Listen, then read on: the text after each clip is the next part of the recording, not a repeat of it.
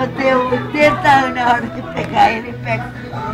Eu levo ele pra Dilma lá. A Dilma? A outra vagabunda. É, não. Vamos tomar cerveja, senta ali, toma cerveja. Não, bem, não. Sabe por que eu falo isso pra você? Eu sou uma velha de 80 anos. Não parece. Nem os vagabundos, os filhos da puta, não merecem nada.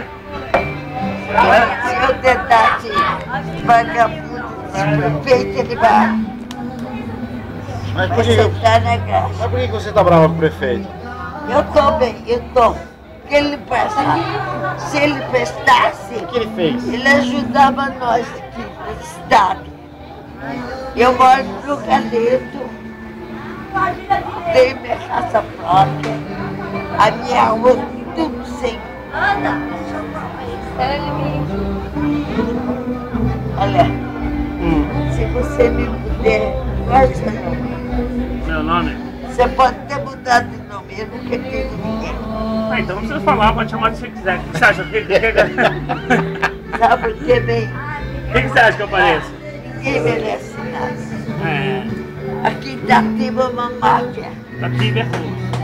Olha, veja, eu moro no Galeto. Eu moro pegado numa piscina morfética lá. Um muro